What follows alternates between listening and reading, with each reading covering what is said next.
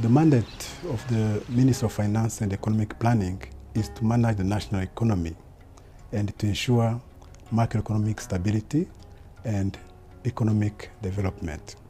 The Kigali International Financial Center plays and will play a great role in our Vision 2050. Kigali International Financial Center has been created to promote Kigali as a platform for financial innovation and financial investment in Rwanda, but also across Africa.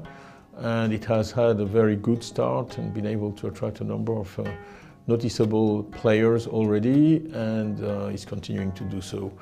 The Kigali International Financial Center is coming within a context of rapid economic growth in Rwanda.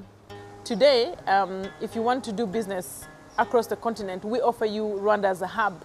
You come here, you set up your business here, and then you can expand to the rest of the African continent. In terms of untapped opportunities in Africa, we have access to expand. Yeah, we have a very large untapped market, can be catalyzed by technology today. Africa has the highest mobile penetration. That is in itself a really good opportunity to transmit those financial services. We are in the middle of the digital transformation. We have new ways how to interact with finance, with our fingertips on our smartphones. In the financial industry, we call it fintech, financial transformation. This kind of trends, we have a big impact in the future. Fintech is a key component of what we want to do in Rwanda, and that will have positive externalities for Rwanda, but also for Africa. There are certain areas that require our attention in society, where we haven't solved problems. And the one is financial products for young people, where you don't necessarily require collateral and where someone's financial background doesn't play a role. As an organization and as a founder, I believe that you need to stay as close to impact as possible. That's why our headquarters are based in Rwanda, because most of the students that we finance are based in Rwanda. So it's natural for us to want to base our fund in Rwanda.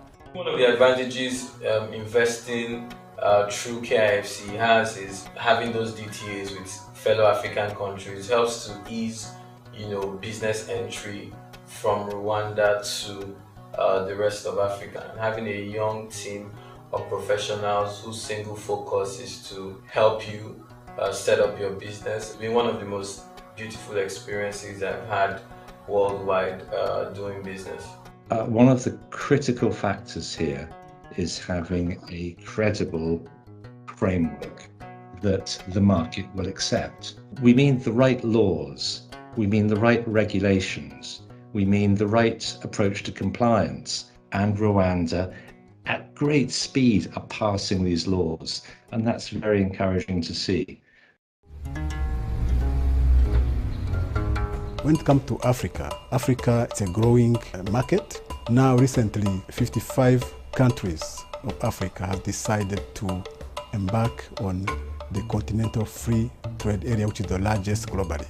And this makes even more attractive Africa as a destination for investment.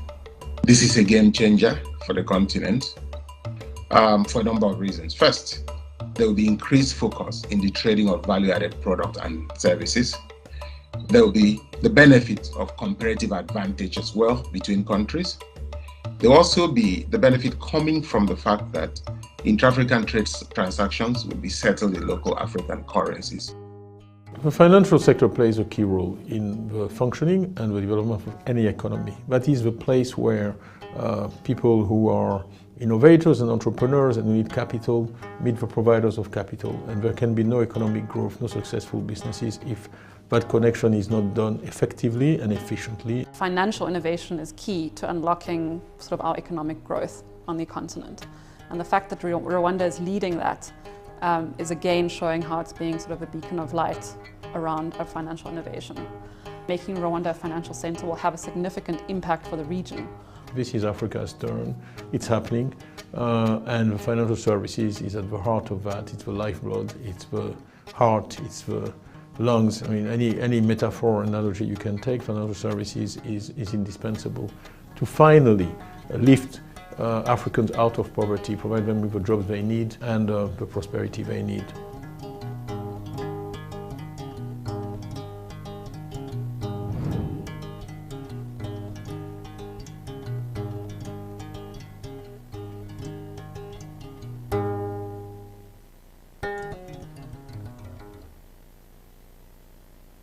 Good morning, everyone, and welcome to today's webinar. We trust you're keeping safe. Thank you for being with us today. My name is Giselle. I'm the Legal and Compliance Officer at Rwanda Finance Limited, and I'll be your moderator today. While accomplishing our mission, our vision at Rwanda Finance Limited of positioning Rwanda as a preferred financial center, the legal framework plays a very big role. Many amendments have been made and new laws have been put in place to meet international standards and put in place vehicles for investors to invest in Rwanda. Many laws have been discussed in the series of File Up for Finance previously, and today we are focusing on the law governing foundations. In today's session, we've gathered a very interesting panel, and we'll be discussing on these law governing foundations. We get to help you as our viewers to know the essence of this new law in the development of Kigali International Financial Center, the procedure of establishing a foundation in Rwanda, who are the regulators, their role, and how they are structured in general. To start with, I'll start on my left. Here is the Registrar General Richard Kayibanda, who is the Registrar General in the Rwanda Development Board since 2018. Richard was a lecturer of law at the University of Rwanda. He was a practicing lawyer and a member of the Rwanda Bar Association and the East African Law Society. He's also a certified mediator. Richard holds a master's degree in business law and has a diploma in legal practice from the Institute of Legal Practice and Development. Richard carried out consultancies for both public and private institutions on legal subjects and has published several articles on the legal topics. We are pleased to have you today on this panel. Richard, you're welcome. Thank you for having me. Okay, thank you.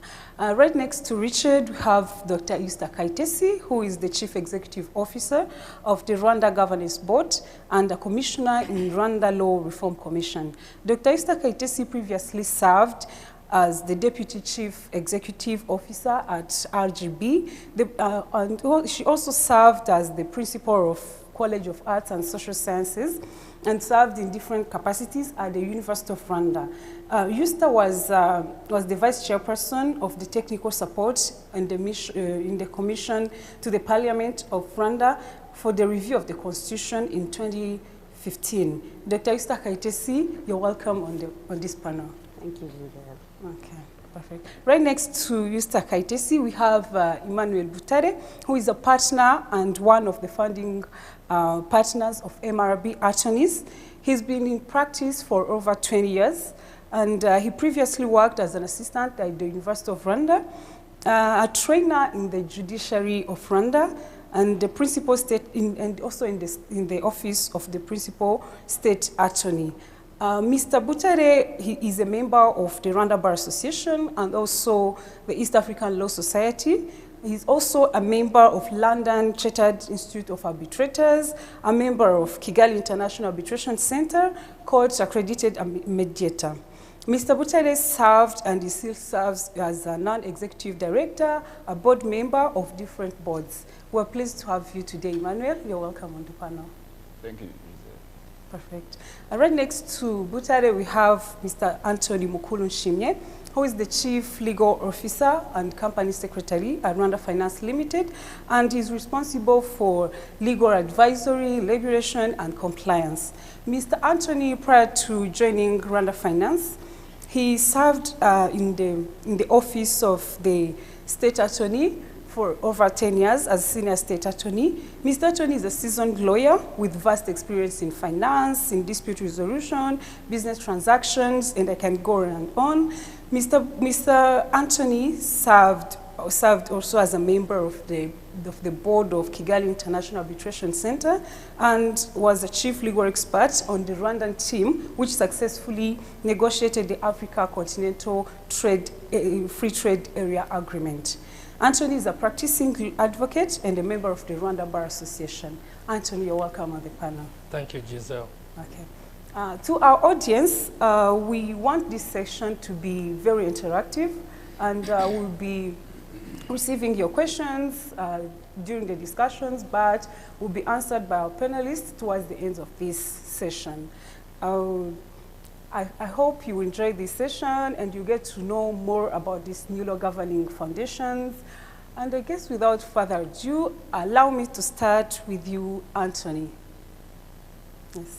Anthony, while talking about this new law, and as I've explained that it's among the laws that have been put in place to position Rwanda internationally, why was this law, why is it important in the development of Kigali International Financial Center?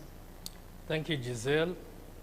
First and foremost, to give context to the question that you've put across, it's important to know that Rwanda as a country had a Vision 2050 agenda.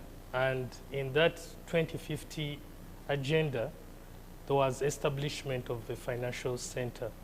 Reason why, we had to ensure that Rwanda as a country in 2050, we are a high income country. That was number one.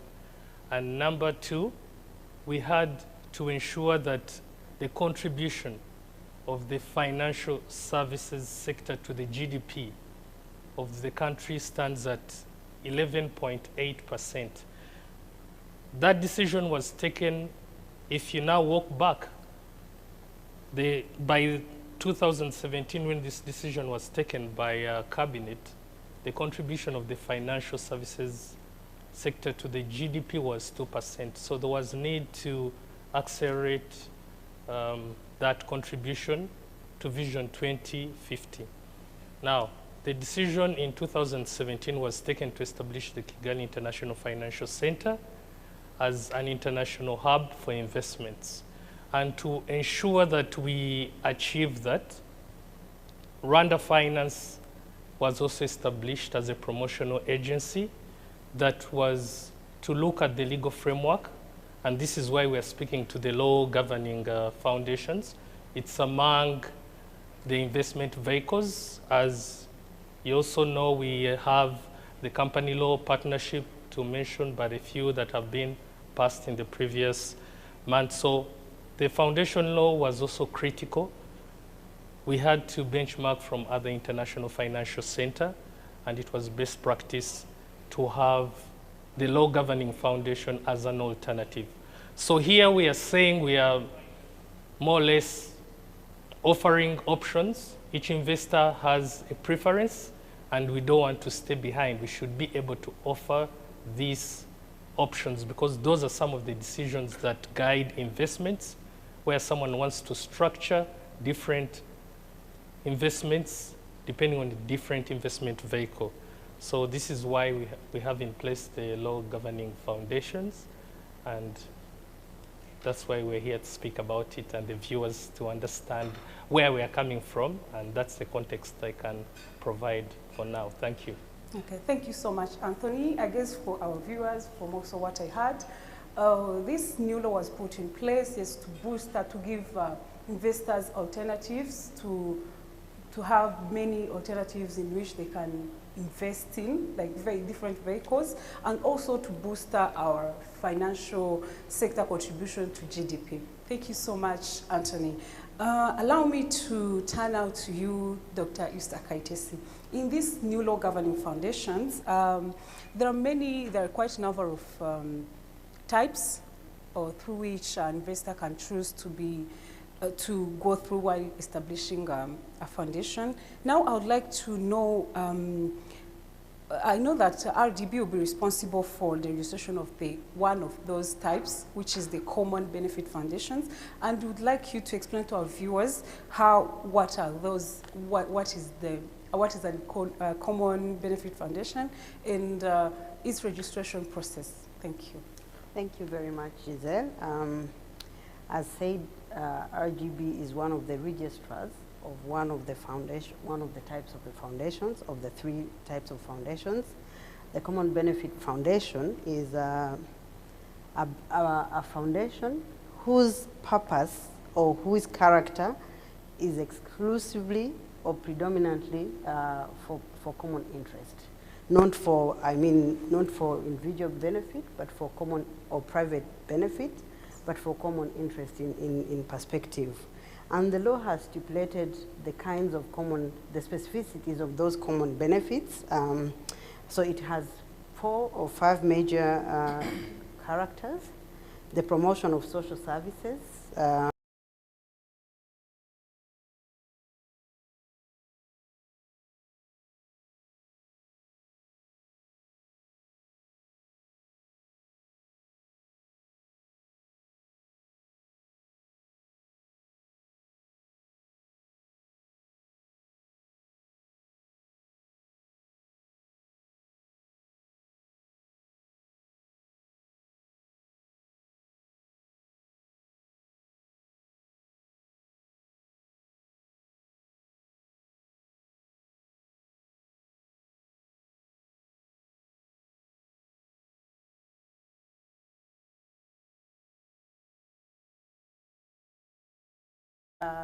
Common Benefit Foundation to register their processes.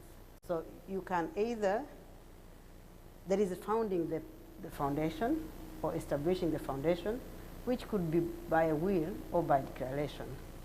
That alone does not make it a registered institution in this country that has legal personality. So beyond the intention of the founders of the foundation, who want to intervene in the areas that I've mentioned of common benefit, there is a process of registration. And of course it starts with the intention being expressed either through a declaration or through a will made by the testers. And then when that is done, approach the Rwanda Governance Board for the Common Benefit Foundation and apply to be registered and get legal personality. As a requirement, they must have a charter that, that attests to the name of the foundation, to the founding principles of the foundation, that really encompasses what the foundation is going to look like in real life and in operation. They write a letter to Rwanda Governance Board, and Rwanda Governance Board considers the documents and the requirements that are in the law for them to be published, to be established, and a certificate of legal personality is going to be issued, and the Common Benefit Foundation is legitimately existing in the country. Thank you. Okay, thank you so much, Dr. Yusta Kaitisi. It's basically, as Yusta told us, common benefit foundations are mostly aimed at, they basically aim at common benefits, not private benefits. Thank you so much, Kaitisi. I think I will have a follow-up question soon. Let me now go to you, RG Richard Kayibanda. Dr. Yusta told us about the type of foundation that is registered through RGB, through her office. Now there are 2 other types of foundations that are registered through your office. Can you explain to us what they are and the registration process and how they differ from each other? Thank you. Thank you, Giselle. First, for the best wish of me becoming a doctor. So now to the question.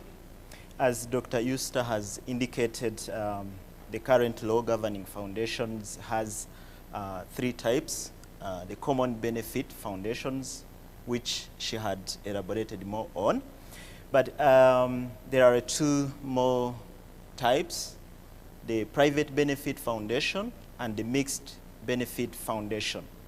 Again, building on what Anton said, in establishing a legal framework that is conducive for Rwanda to become an international financial center, there is needed to have a number of vehicles which investors should be able to choose from, depending on how they want to structure their businesses, how they want to manage their assets. And it is in this regard that the two types have been introduced in our law. Going to their definition and the difference between them, the private benefit foundation is a foundation that, according to its charter, is intended to serve private or personal purposes, as opposed to common benefit foundations. If I may give an example, you may find someone who has, let's say, a company that is performing well, that has achieved a certain success, and when they die, they don't want, the owner does not want this company to be spirit among other heirs. They want, for instance, this to continue to the future generations. So they may decide to set up a foundation that will own and manage these shares into that commercial company, and they may decide that the proceeds from those should be used, let's say, for upbringing of the children and grandchildren and so forth, so that after the death of the owner of this company, it is not liquidated or the shares divided among shareholders, some of whom would not be able to continue with the main intention of that business. The other category is the mixed benefit foundation. This is hybrid in nature, as you might understand. It is meant to serve, to invest in two commercial activities and use the revenue from those investments for private or personal purposes, as I have explained above, but also use part of it to promote social objective-oriented activities, such as those that have been mentioned by Dr. Euster. But for it to remain a common benefit, a mixed benefit foundation, the predominance should not be on common benefit, because if predominance is on common benefit purposes, then it falls within the category of common benefit foundations.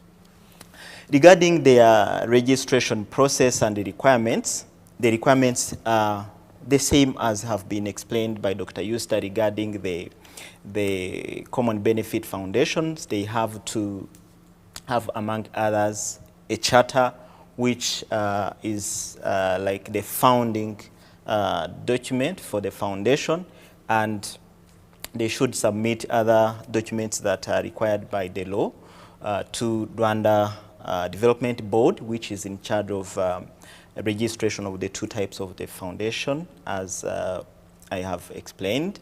And then once the file is submitted, it goes through the review process, and once the requirements are met, they are issued with a certificate of registration, and from that point, they start to exist and can operate. Thank you. Okay, thank you so much, RG.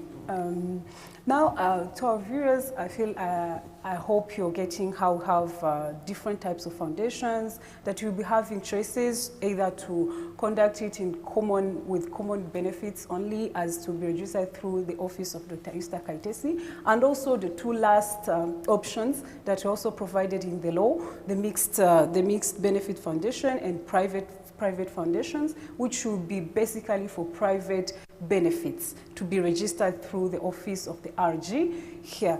I hope now, like, there are many vehicles through which investors can go through. And allow me to move on to the practitioner now, Butare Emmanuel. Please explain to our viewers how is the process of registering a foreign foundation, which is also stipulated in this law governing foundation.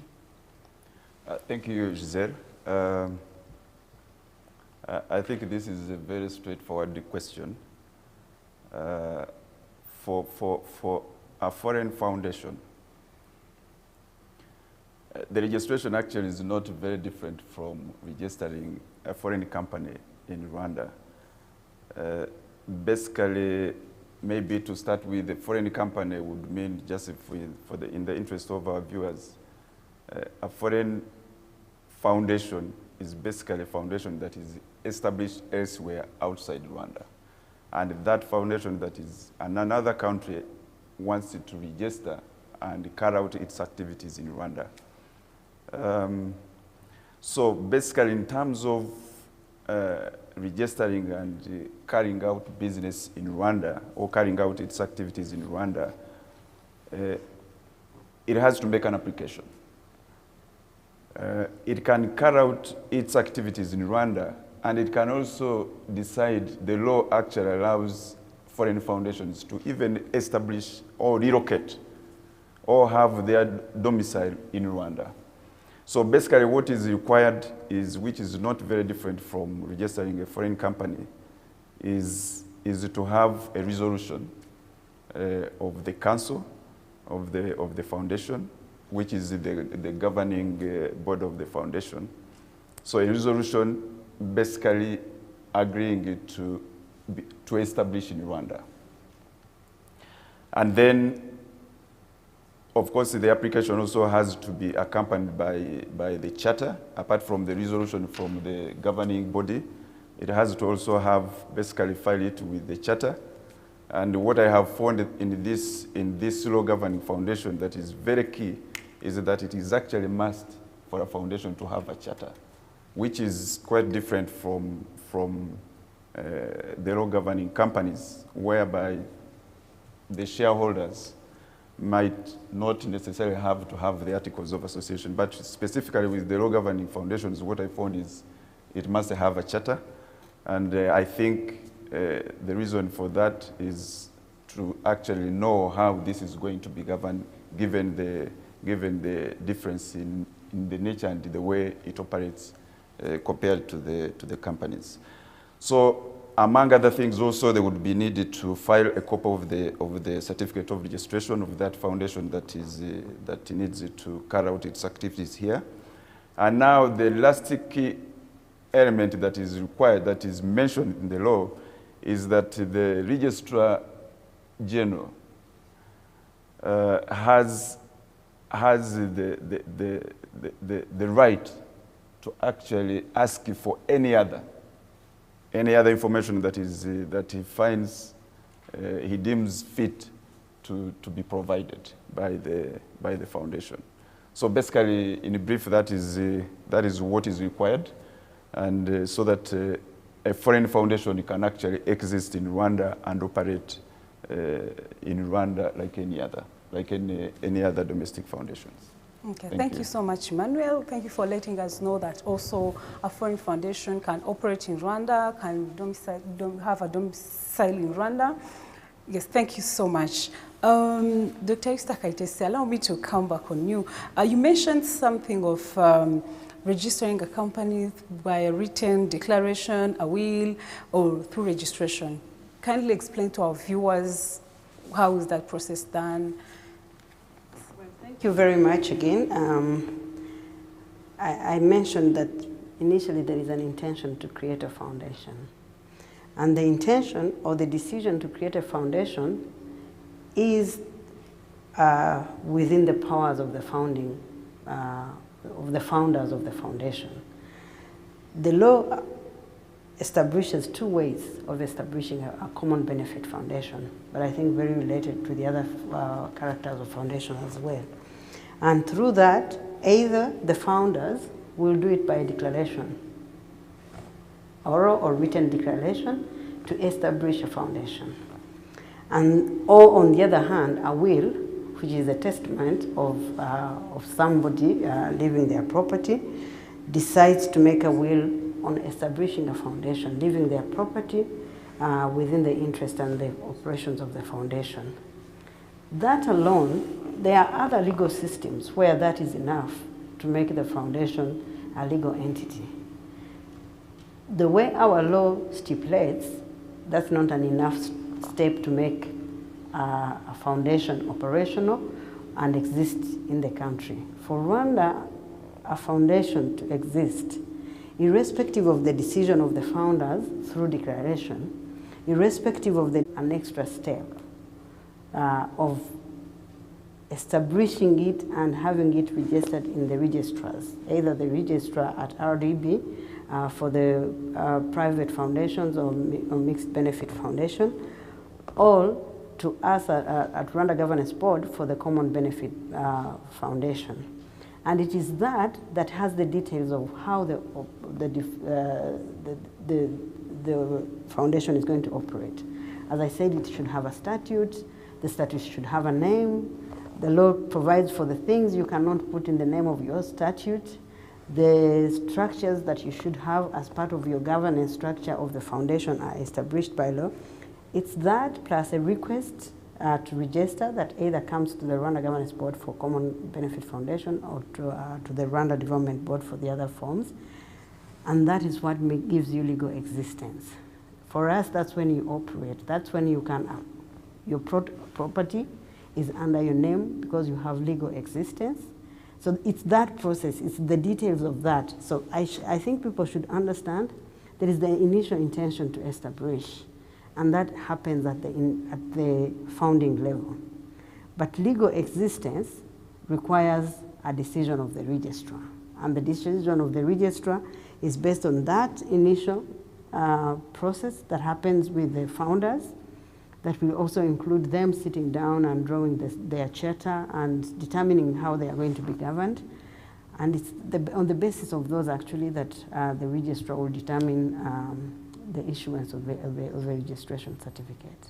Yeah, thank you, Esther. If I got you well, so that means if they have a written declaration, founders have a written declaration and a will, they will have still to go through the registration process to gain recognition before the law.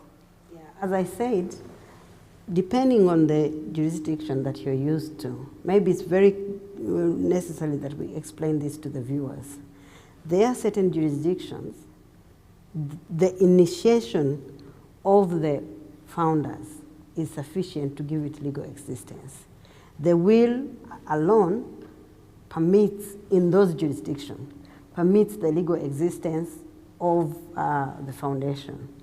The declaration of the founders alone determines that the foundation exists. I should mention that before actually this new law, we had a very slight window within the law on national non-government organization. It allowed that kind of foundation because it allowed that one or two people can determine to create a foundation and they have the right to operate without registering for up to 2 years. So just by the will, by the decision, they would go ahead and start to do activities of the foundation. What this new law brings, and it makes a lot of legal sense, because for legal engagement, you need a legal personality. And that's what the registrars do. So for Rwanda, you need still those processes of establishing the foundation as the founders, either by declaration or by will. But you give it the legitimacy as per the law through taking your will or your declaration to the registrars of foundations. And the registrars of foundations are mentioned either it's RDB, depending on the type of foundation, or RGB, depending on the type of foundation. So yes, the clarity has to be there. If in your jurisdiction, you can only exist by intention, in Rwanda, you take an extra step beyond your intention and do a legal act called registration. Thank you so much, Doctor, for elaborating more on that aspect, that there must be a registration process after willing and willing to start a foundation. You also need to approach the RG in both institutions. Thank you so much, Dr. Eusta. Allow me to get back to you, Richard Kayibanda. Doctor mentioned about the legitimacy of foundation and everything. So I believe in the law also it's stipulated that a foundation should be organized in a certain way. So I would like you to explain to our viewers the organization of a foundation. Thank you, Giselle. Indeed, our law provides for the way in which any foundation should be organized. As it has been said, the foundation exists from the will of the founder. So the starting point is the existence of a founder, who can be either a natural person or a legal person. Once they create a foundation and they have endowed it with the property that it's going to run on, then there are other organs that exist to make sure that the foundation is working towards achieving its objectives, its main functions, depending on its type, as has been explained. So it is in this regard that the foundation has also a guardian and a foundation council and an executive secretary. So these organs for every foundation. And maybe if we try to do comparison with what our viewers or some of our viewers are familiar with, a guardian would be the equivalent of a supervisory board for companies that have such a structure, while a foundation council would be the equivalent of the management board of a company, and the executive secretary is for sure the equivalent of the executive management of a company. But that is for maybe the sake of easy understanding for our viewers, but I will go into the details about the roles of these organs. So starting with a guardian, again, a guardian can be a legal person or a natural person, and as I indicated, its function, its main responsibility is going to be to ensure that the foundation council is working towards achieving the purposes, the objectives for which the foundation has been established for or created for. Understandably, it plays a supervisory role over the foundation council. Maybe something to mention also about the founder is that once the founder has created a foundation, they are no longer coming into the management, the daily activities of the foundation.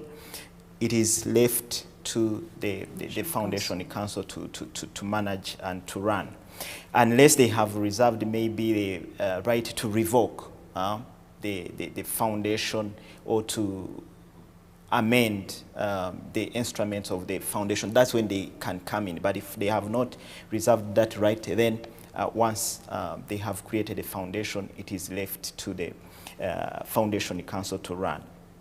Moving to the foundation council, I guess I have tackled its responsibilities. It's generally administering the foundation's property and carrying out its mission, its main functions. They are interested with the management of the business of the foundation. If there are assets, they are the ones in charge of their daily management. If they are to invest those assets into other operational vehicles, they are the ones to take necessary decisions to do such investments in the benefit of the beneficiaries of a foundation. Then we have the executive secretary, which runs a foundation on a daily basis. So as I indicated, the foundation council takes strategic decisions, orientations regarding how the assets should be managed, where the investment should be made to increase the value of the assets, but they don't run the foundation activities on a daily basis. So this is left to the executive secretary. Something important to mention as well for our viewers is that as opposed to what we used to have in the boards of companies where board members are natural persons, for the foundation's step was made to allow also legal persons to serve as members of the Foundation Council. And again, this is in order to make sure that we have laws that allow these investors that we want to attract into Kigali International Financial Center to be able to structure their governance structures in a way that they deem suitable in comparison to what they can find elsewhere. My colleague Utare has been talking about foreign foundations being able to establish here or even to relocate here. So if a foundation is established in a jurisdiction where a legal entity is allowed to serve as a foundation council member, then they should be able to find the same here when they are relocating here. So the same applies for to the foundation executive secretary. So this function can be discharged by a natural person, as it can also be discharged by a legal person. So these are some of the things that I think we should also highlight for our viewers. Thank you. Okay, thank you so much, Richard. I like the way you compared it with the normal company law, companies, the way they are structured. Thank you for letting us know also that in its structure, in the Foundation Council, there might be a natural person or even a legal entity that can be a member of the Foundation Council, and also in the Secretariat of the Foundation, there can be also a legal entity. Thank you so much, Richard. Anthony, let me get back to you. Richard RG mentioned the Foundation Council, and I would like you to explain more to us about their responsibilities, though he tackled about it a bit. Yeah. Thank you, Giselle. Let me maybe start from some of the highlights of the Council before we go to the responsibilities that I'll add to what he said. One thing that our viewers should know about the Foundation Council is that we are to have membership minimum of 3 people, but one thing that I wanted to highlight, and those are some of the guiding principles in developing our legislation, aspects to do with economic substance. So at least one of the members should be resident in Rwanda. That is very, very important, and I thought I had to start with that to give context on some of the aspects of economic substance that we have put across. So he talked about, when we go back to the responsibilities, he mentioned strategic role. I think it's also important that I highlight that the financial aspect of the council vis-a-vis the foundation is very critical. The council should sign off on financial statements. They should be able to say this is the true financial statement of the foundation. And that is important that our viewers take note that there is also an obligation that follows that.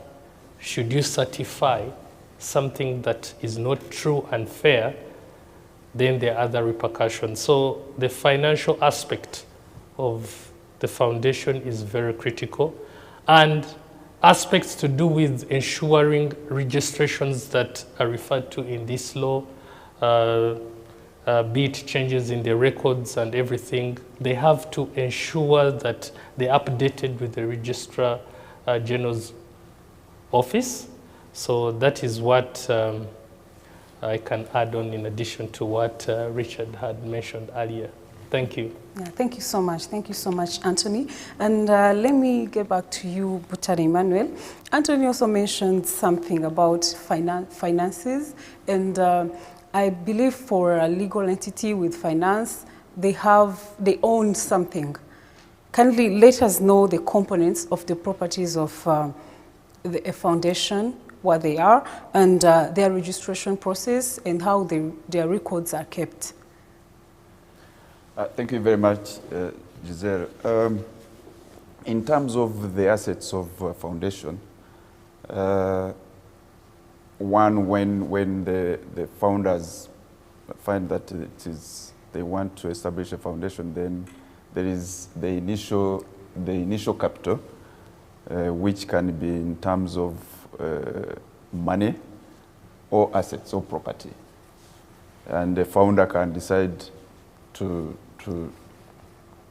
donate or to transfer an asset into the names of, and have it registered into the names of the foundation. So that is one way, which is the initial capital. Then the second way is from donations. So a foundation can also get some of the assets or property from donations. Caution here is that donations should be coming from the right sources. Donations that are coming as a way, having a foundation as a way, if I would call it, you know, a cleaning center of, you know, money that is being rounded. So that would be or fraudulently got. That wouldn't. The law does not allow, you know, to have donations through money laundering or through terrorism activities. In terms of registration, the law provides that there should be a foundation book where all the assets of the foundation are registered, be it in money or be it in physical assets. And also the law provides or requires that records of the assets of the foundation are actually kept for at least 10 years. So I think that goes with what Attorney was talking about in terms of certifying, you know, accounts. So that means some of the records of the assets of the foundations, at least the law provides that they have to be kept for at least 10 years. So probably after 10 years, then you can get rid of those records. But the law provides that from when those records are taken, they must be kept for at least 10 years. So briefly, that is what the law provides in terms of the source of assets or property of foundation, in terms of the way they are supposed to be registered and then record keeping. Okay, thank you so much, Emmanuel. I hope to our viewers, now we know the types of foundations available, and you know the registration process, and you know that now we know that a foundation can own properties, and they have to be recorded and kept for, like, the records of those assets must be kept for the 10 years, as Butare was mentioning. To our viewers, if you have questions as we're discussing, keep typing them in the chat box on our YouTube channel, even on other social media, mainly on Twitter. We'll be answering them towards the end, as I promised. Let me get back to you, Mr. Kaitesi. While Richard was explaining the structure of a foundation, he mentioned supervisory authority. And I would like you to explain to our viewers the responsibilities of that, the supervisory authority. Well, thank you very much. First of all, there are two supervisory authorities, and they are related to the institutions that are in charge of registering. So for the Common Benefit Foundation, the Rwanda Governance Board is the supervisory authority. And for the Private Benefit and the Mixed Benefit Foundation, the Rwanda Development Board is the supervisory authority. And supervisory authorities have responsibilities that really ensure accountability and efficiency of the operations of the foundations. So they have a responsibility of receiving information relating to audit. So they have the right and responsibility to audit the foundations when it becomes necessary. They do have an inspection role. They can inspect the books and documents of the foundation. They have a right to collect information from administrative authorities or any other person within the foundation. And for the Common Benefit Foundation, an extra responsibility is added to the Rwanda Governance Board, of course, to ensure that the foundation's property is well managed and is serving for the common benefit that is intended. The Rwanda Governance Board also has the right to inspect the performance of the foundation and to ensure that the foundation remains to its commitment.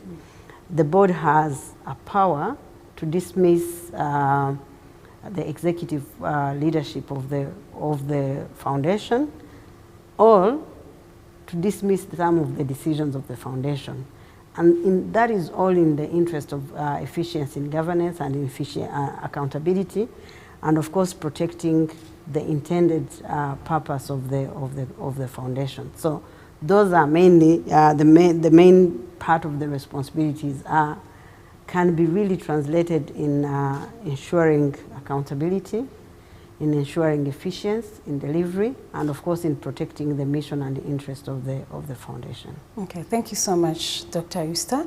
So the Supervisor Authority, if I heard it well, it depends on the type of the foundation. If it's a mixed benefit foundation and private, the Supervisor Authority is then RDB. Then for the common benefits, it's RGB. Thank you so much. Let me go back to you, Anthony. In this new law, it is stipulated that the information about beneficial ownership that must be inserted in the law. Why was it included in this new law? Thank you, Giselle. So, requirement that information for beneficial owners is filed and captured with a different Registrar General's office. I need to first take a step back and understand that Kigali International Financial Center, our cornerstone is compliance. And here I need to emphasize that if an investment is not compliant with international standards, that's not an investment that can be received in our jurisdiction. So compliance comes first above everything. We want fair trade, we want clean investments. So I needed first start with the principle. Now, when you look at OECD guidelines, which are also represented under the Financial Action Task Force, which is an umbrella organization within the financial sector all over the world that monitors different financial practices and makes recommendations.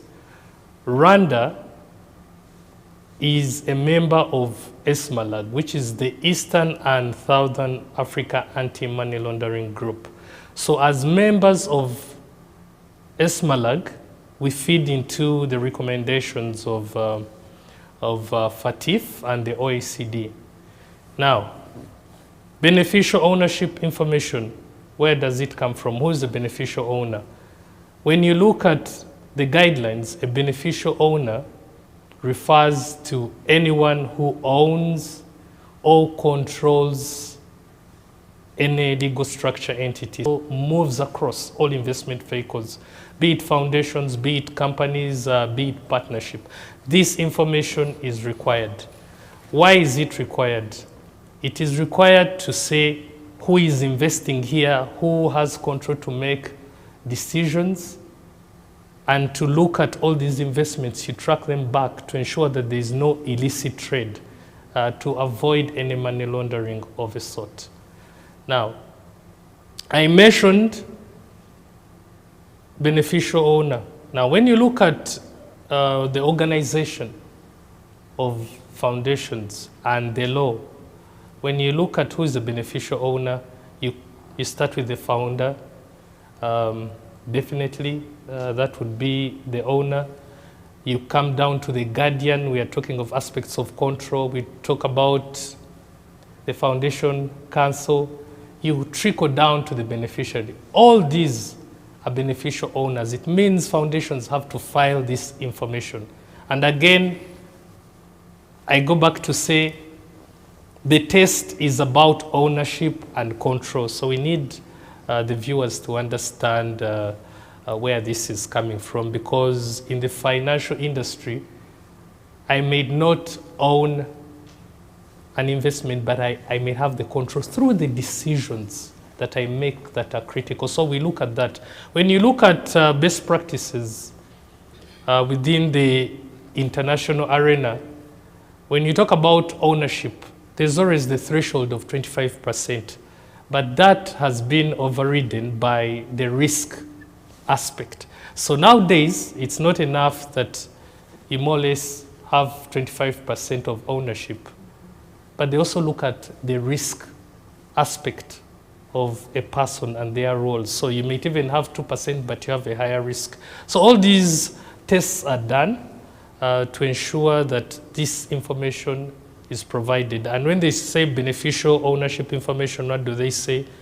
In all these categories in the organization of the foundation, should provide the names, you should provide for the identification, be it the passport numbers, the place of domicile, and what that person does ordinarily in their other normal business or social life.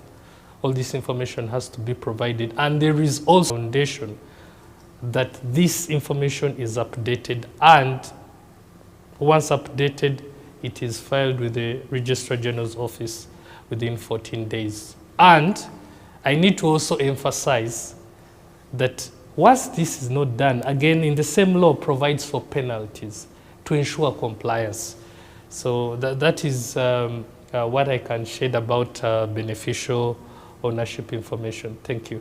Thank you so much, Anthony, for elaborating more and more about this new concept. But I have a follow-up question. And the information of the beneficial owners, you said control and the owners. When, like, if we compare it to the normal companies that we know, normally you can go to the Registrar General and you ask for the information about the shareholders, the company, the full information. If you can any other third party get those information from about the foundation of the beneficial owners, or they must be confidential, be known in the office of the registrars?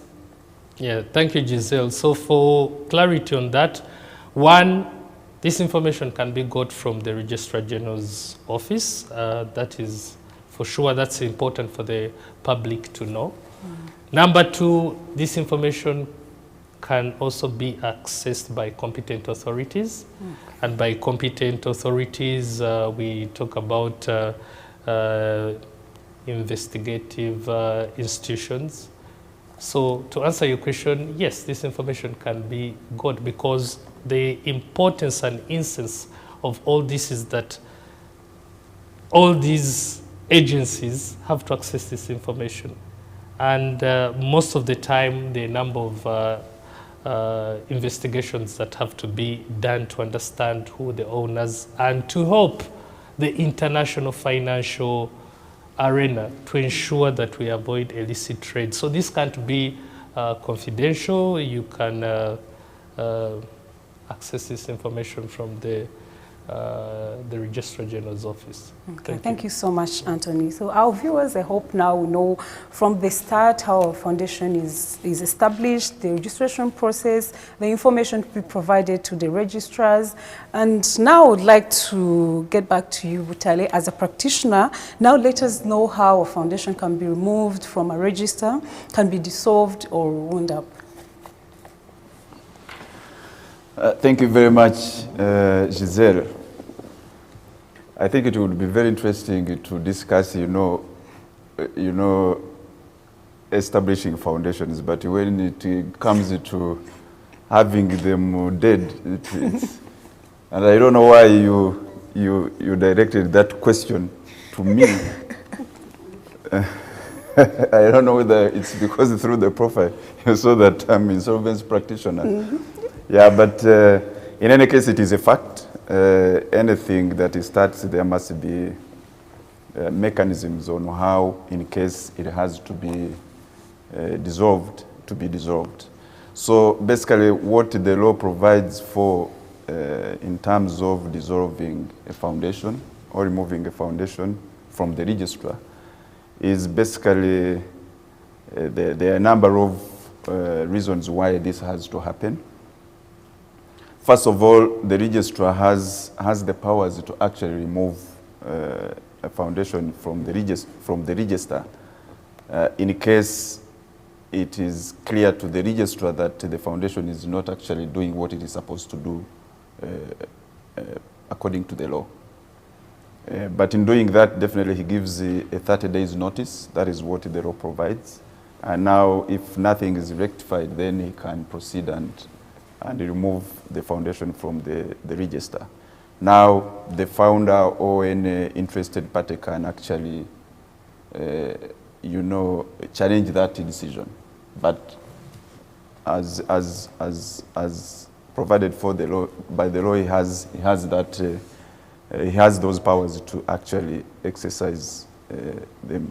And this is not very different from even what is happening in terms of the decisions the registrar can take with regard to companies. The foundation can also be dissolved based on the decision of the founder. If the founder finds that the purpose for which the foundation was established, then he can decide to actually dissolve it. It can also be dissolved if it has actually failed to pay its debts. So basically, if it is insolvent, then it can also be removed. Now, in terms of exercising the rights to dissolve the foundation, initially, it can be done by a creditor, by applying it to court. It can also be done by the registrar. But what is very key here, that probably the viewers should know, is that even if the foundation is dissolved, it does not waive the liability that it has against third parties. I think that is very, very important. And also the liability of the council of the foundation. So I think it is very important. I think, as I mentioned about the responsibilities of the council, when he was mentioning about certifying audited accounts, if you certify them and you know they are fraudulent, or they have issues and you are aware about that, anything that happens, you have actually a liability. So that even if the foundation closes or is dissolved today, it does not stop, being pursued for what you did that was not right, as a member of the council. So briefly, that is what I can say about dissolving the foundation. Okay, thank you so much, Manuel. So a foundation can be dissolved, can come to an end when it's done by the registrars, when they are not complying, or even upon the foundation itself can decide that it's coming to an end.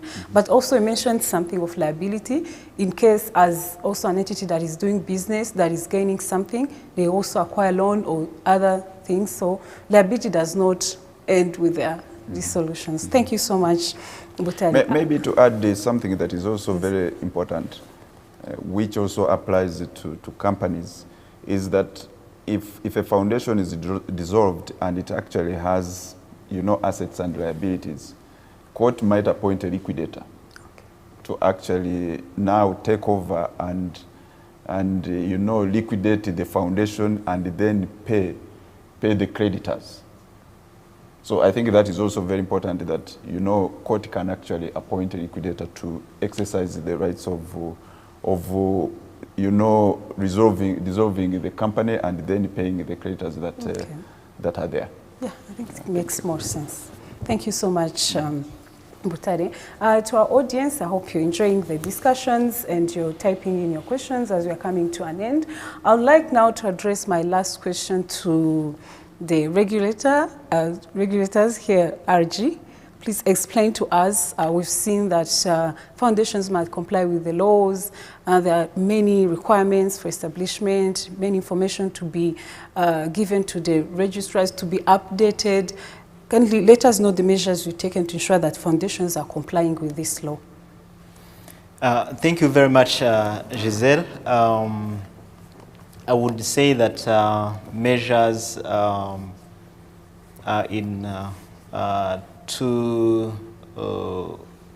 categories, if I would say so. First of all, we have the law that provides for requirements and the other requirements for setting up foundations, which are looked at by registrars at the time of registration or at the time of creation. So, as you might have heard from Dr. Euster or even myself, there are requirements that should be met for the foundation to exist. So these are requirements that are established by, that are set out in the law, but the law also, as Dr. Euster has mentioned, leaves room for registrars to be able to add more additional requirements when the need arises. So once an application is filed, first of all, the registrars check if they comply with the requirements for setting up the foundations. But you've also heard from the discussions that these registrars also serve as the supervisory organs for the foundations, for the activities of the foundation. So one of the things that they assess when they are discharging their supervisory functions is checking if these foundations, their governing organs or their administrative organs are complying with the requirements of the law. And more importantly, the law has administrative provisions providing for administrative sanctions in case of non-compliance with the different requirements that are in the law, whether at the time of registration or post-registration. These are the obligations that have been mentioned, keeping financial records, ensuring that they are compliant with the standards, keeping the beneficial ownership information that has been mentioned by Anthony. So there are these administrative sanctions that can be imposed by registrars, and depending on the category of the foundation. Beyond that, there are also some non-compliance with certain provisions of the law constitute criminal offenses that can be prosecuted by competent organs. So those are some of the measures that lead to pushing these foundations to comply with the law. Apart from that, I would mention that, and I assume it might be the same with the Rwanda Governance Board, which will serve as the registrar for the Common Benefit Foundations. Specifically for Rwanda Development Board, there is a function that or a unit that serves as the compliance. It has been serving as the corporate governance compliance unity that was in charge of ensuring that companies, because they do also have obligations, do comply with their obligations under the Companies Act. So this same unity will also serve as the compliance entity, monitoring unity for foundations that will be supervised by Rwanda Development Board. So that would be in what I would call institutional measure. But something important to mention is that the law on foundations has also given powers to registrars to be able to issue regulations that are meant to ensure compliance. That is, if there is need for clarification of how compliance should be ensured, then the registrars have capacity to issue those regulations or guidelines. Thank you. Thank you so much. Thank you so much to our panelists. I think now is the time we're receiving your questions and we'll give you answers. I see there are many questions. I'll start with the first one here. Our foundation taxable? Can we hear more on the new law, on the new laws around taxes for foundations, NGO, non-profit organizations? Okay. Who the panel would like to take this question? Whether the foundations are taxable? Yes, registrar. If I can attempt to that question, I guess Dr. Euster may want to come in as well. If you look at our current income tax law, any entity is subject to taxes, different taxes. There are those that that apply to even, I guess, currently non-profit organizations.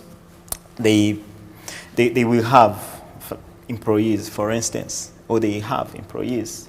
So they have to, even if they don't bear that burden of the tax, but they have to collect it and pay it to the tax administration, the famously known payee.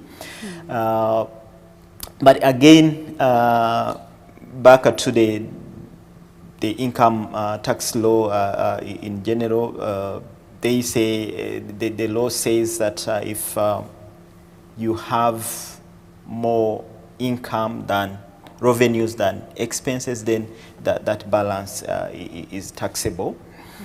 But I would inform our viewers that currently the income tax law is being reviewed. For sure, that cannot be based on to make any decision now, but it's an information that is there to see, among others, which a tax regime would apply to these different categories of foundations. It's work in progress, and I cannot discuss that, but it's an aspect that is being reviewed, considered under the review of the income tax law. Okay, thank you so much, RG. So I guess you understood that foundations are also taxable, some types of taxes. The next question is also from the same person. They're asking if there are any set incentives, if there are incentives for donors who give monetary support to foundations. I would address this maybe to Anthony. Okay. Thank you, Giselle.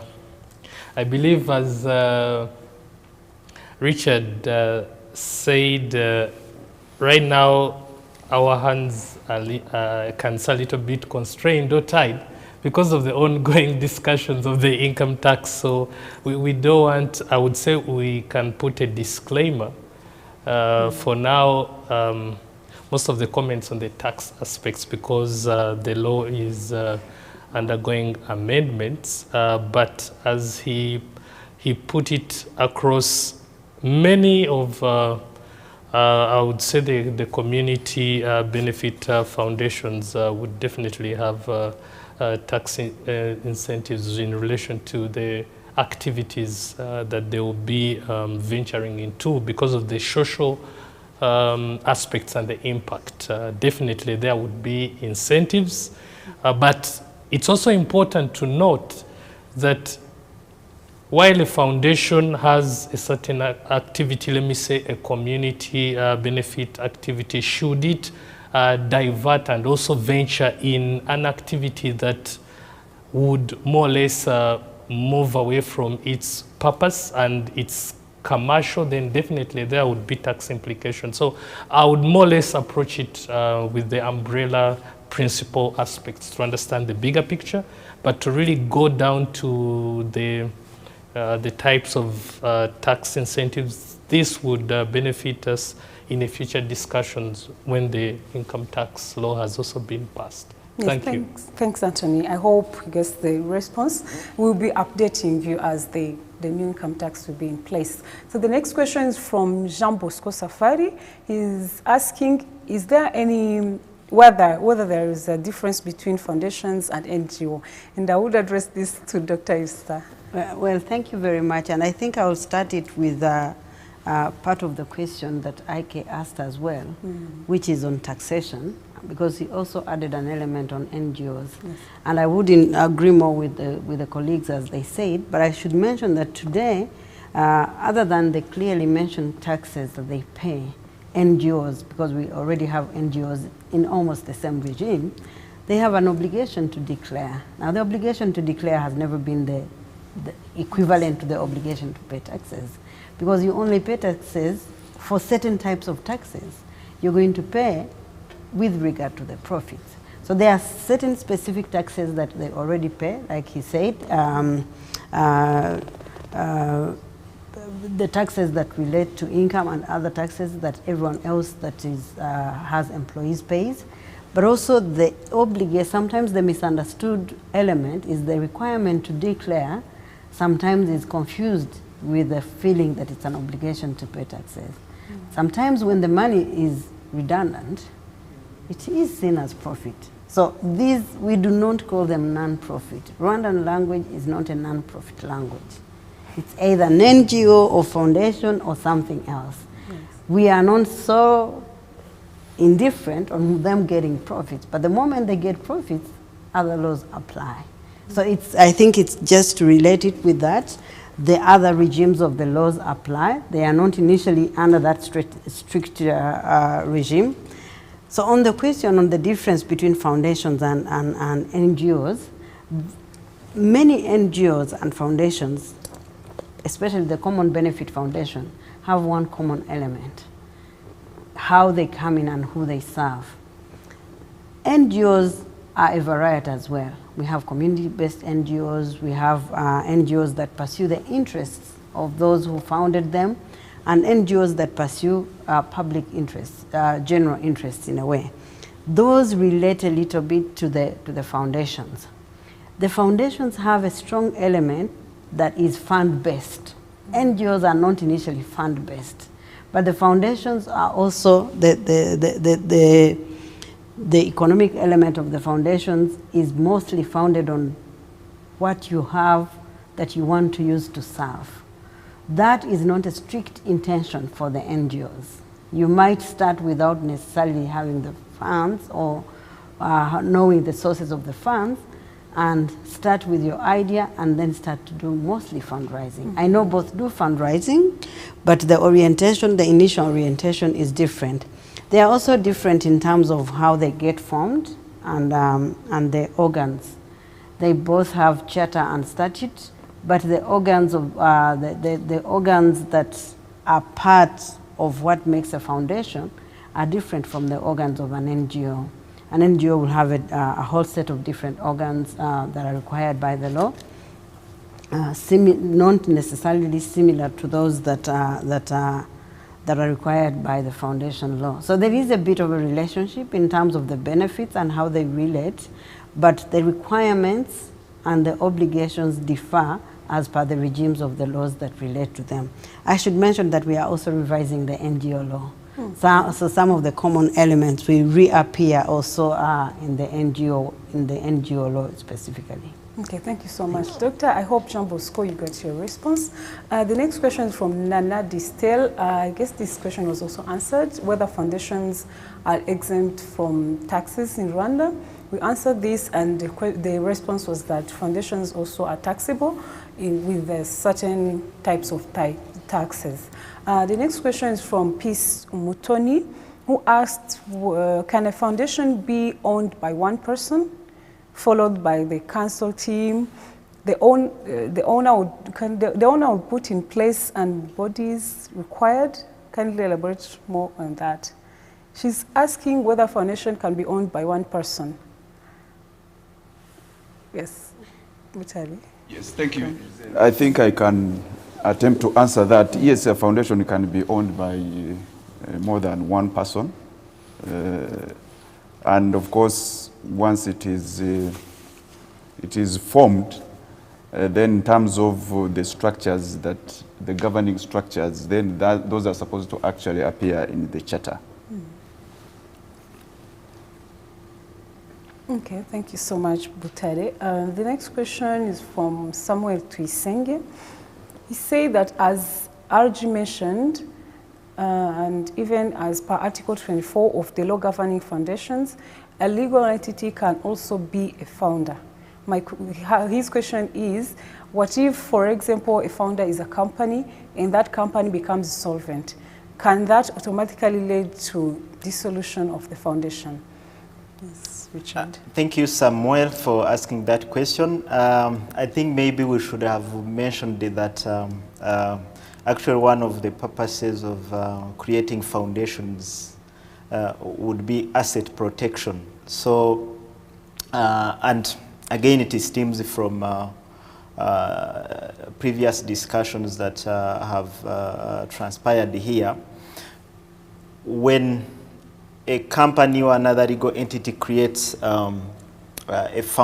decides to set up a foundation, they take an asset which is taken from their assets and is made an asset of the foundation, technically called endowment. And as such, the asset does not belong to anymore to the company, but it is the asset that has been entrusted with the foundation council for management in the interest of beneficiaries that maybe we should have also elaborated more on. But basically every foundation has beneficiaries that it serves. So as I indicated, once either a company or a person sets up a foundation, the asset has been transferred to another entity that has a separate legal personality, which is acquired through registration, as we have indicated. And if the company becomes insolvent, then the foundation is a separate entity which is there, which continues with its mandate and is not affected by the dissolution of the founder. Okay. Thank you. Thanks, RG. Thanks, Samuel. I see you have another question. Can a foundation hold a subsidiary? If possible, what are the requirements? I would address this to any panelist can answer to that question. Okay, maybe if I can go first and other panelists may supplement. I think we needed to clarify a number of things. When we talk of a subsidiary, technically, it's we are in the domain of companies, and here we are in a separate setting. So something that we should also have mentioned is that foundations do what we call a passive investments. They are not operational vehicles. They don't engage in business directly. So a foundation may own shares into a company or any other vehicle that is doing operations or business, but a foundation does not engage into businesses directly. So if it has, it owns shares into a company, then there is a company there that is doing the operations, and the foundation is there. So we cannot talk of a subsidiary, because if we use it by comparison, by analogy to human beings. When we talk of a foundation and of a subsidiary and a holding, we are talking of a parent and a son or a daughter, and these are two different things. So you cannot talk of such a relationship between two entities that are different. So I think that's how I can respond to him. Okay. But panelists may feel free also to jump in if there is any. I think it's just very well said. People should understand that these are different legal entities and legal regimes. While the knowledge of company law is key, generally, it's not right to use the standard of company law to understand foundations. It's very important that, and that's why we do not have foundations as a subsection of company law. It's because there is a whole legal regime that operates for foundations here and beyond, and that legal regime allows foundations to exist legally within the parameters of what they are. Yeah. And the RG said it well. They can do companies. They can have shares in companies. But again, that company becomes an independent entity. If you were thinking in the language of company law, the example of a subsidiary would be true and real. But this is not company law. This is foundation law. And therefore, the understanding, if what you would have called a subsidiary, if at all a foundation had to have, just like NGOs do, they would create a company that would have an absolute legal entity. We should have mentioned also that in the name of the foundation, there are certain prohibitions. A foundation cannot have a name that has a word partnership, that has a word limited, that has a word company. So it's also intention that foundations should not be misunderstood for companies in any ways of operation.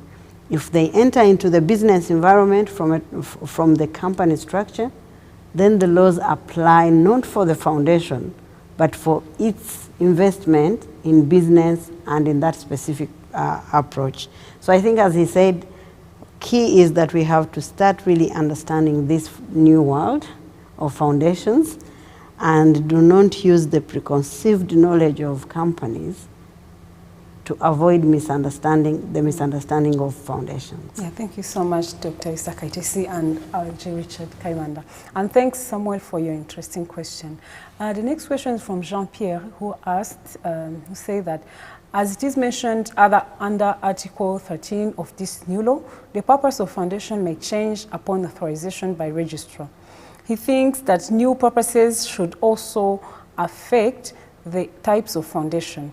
Like if the purpose is changed from private to common benefits, does it merely need the authorization of concerned registrar, or there must be other process as it is for the new registration?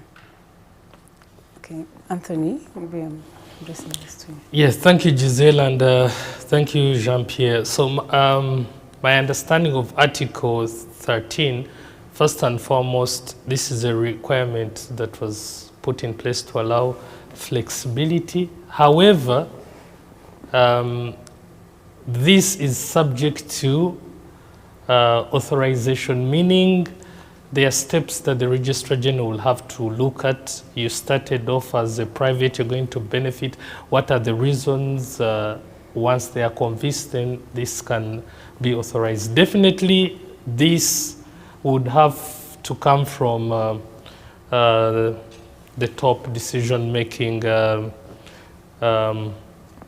organs here. You'd refer to the council, foundation council. So that one is very critical, that they would understand the process. So definitely, once authorized, it would not be considered a new registration. However, you can carry out amendments and they are filed to that effect. So there was an element that was trying to be put across, whether it is the new filing. I don't think it's the paperwork that you go through like when you started. However, I stand to be guided. We have the Registrar Generals here, and they are the ones in the actual practice with the supervisory. So if there is an addition they need, or a clarity, a correction, they can come in. Thank you. Well, thank you. Very well said. I would add that if they were changing the nature, it means also they are changing the registrar. If it was a common benefit foundation and are registered with the Rwanda Governance Board, and even the way of the supervisory organs differ, it might need, we will probably engage on how to facilitate that process, but eventually you have to shift from one supervisory organ or one registration body to another body.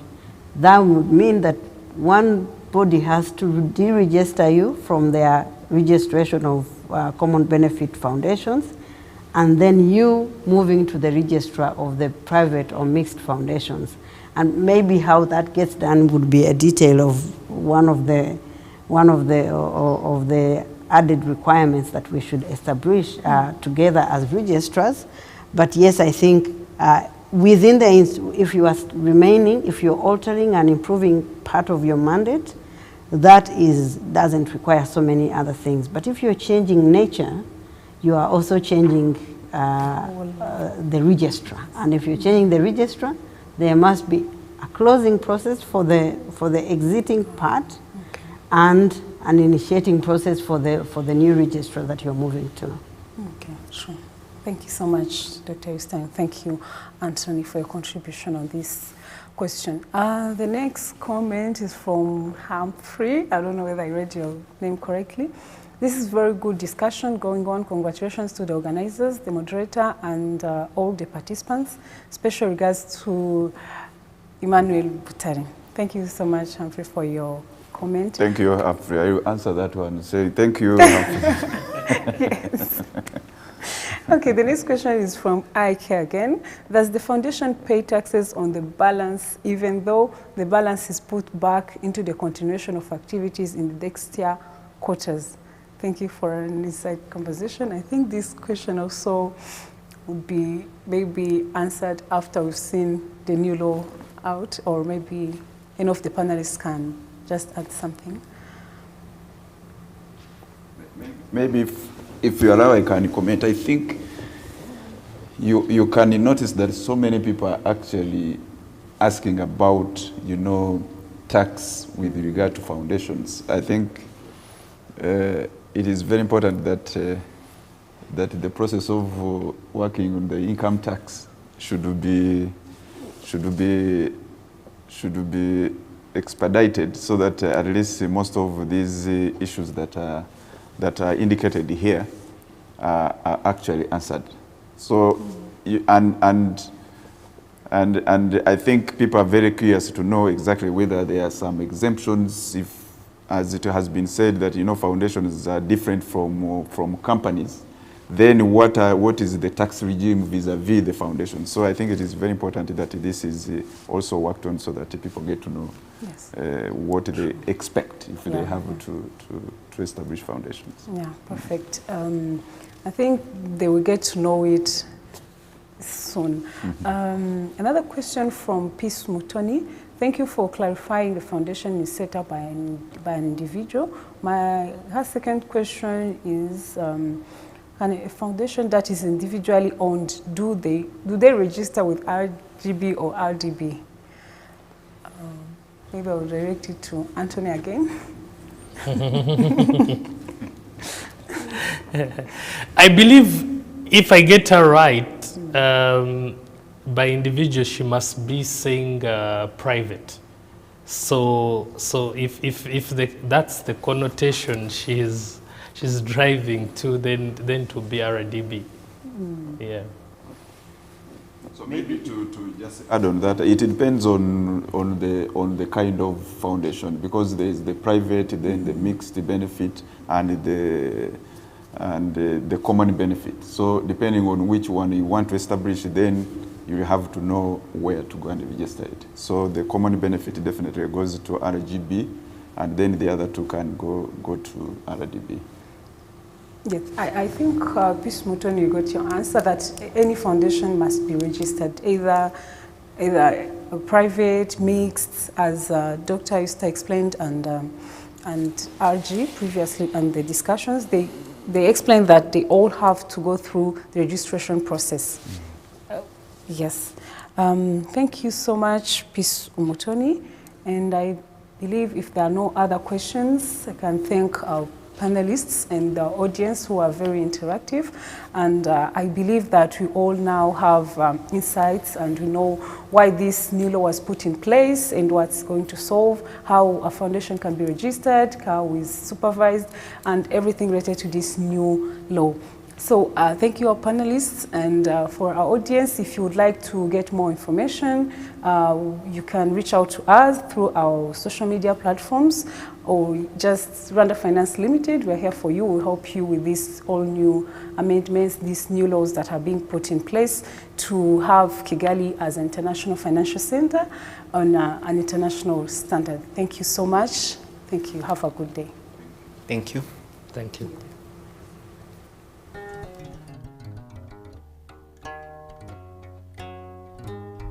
These new laws that are being put in place to have Kigali as an international financial center on an international standard. Thank you so much.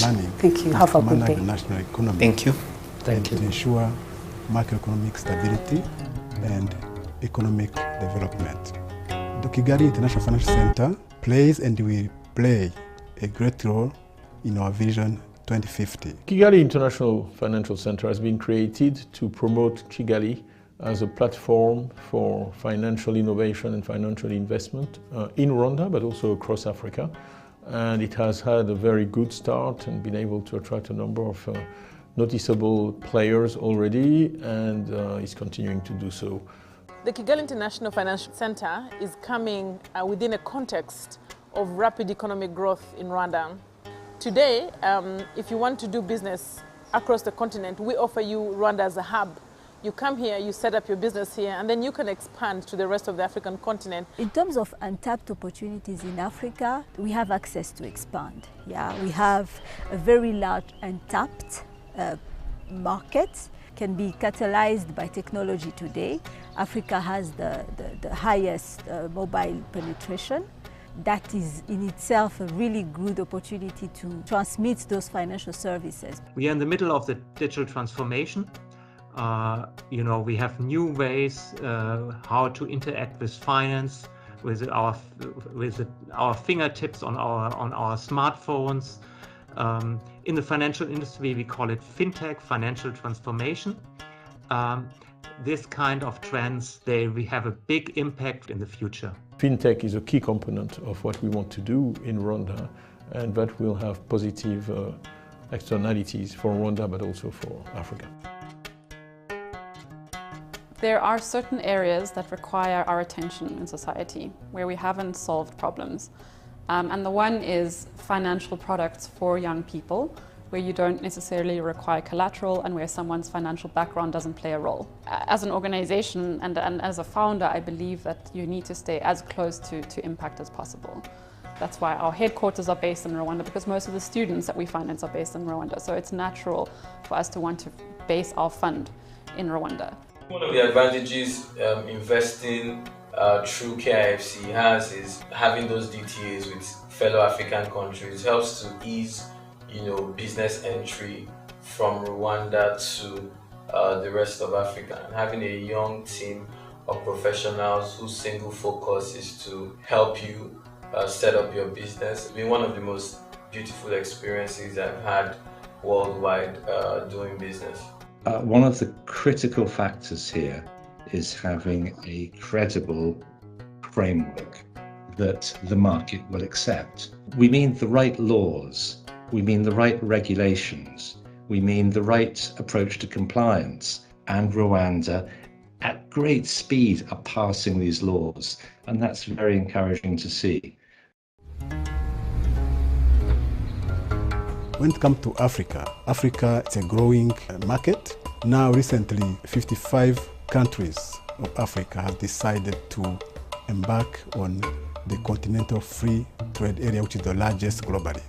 And this makes even more attractive Africa as a destination for investment.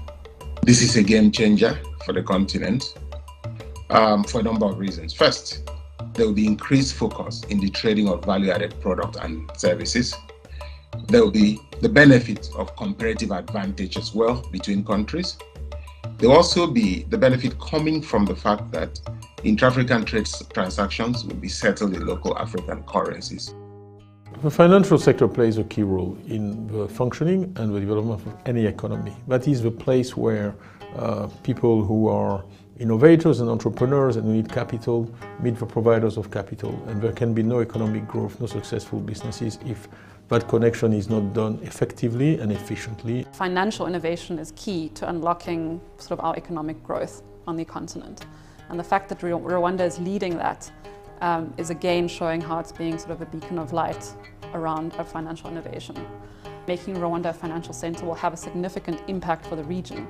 This is Africa's turn, it's happening, and financial services is at the heart of that. It's the lifeblood, it's the heart, it's the lungs. I mean, any metaphor, analogy you can take, financial services is indispensable to finally lift Africans out of poverty, provide them with the jobs they need and the prosperity they need.